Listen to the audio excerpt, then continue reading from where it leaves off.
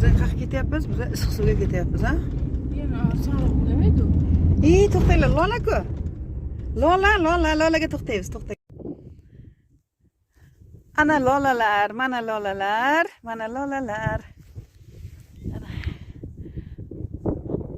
Tog'da lolalar bo'lishini bilardim, lekin cho'lda lola bo'lishini birinchi ko'rishim. Ya Xudoyo qudratinglar. Ana lolalar. Sariq lolalar. Hozir qizillarni ham ko'ramiz buni.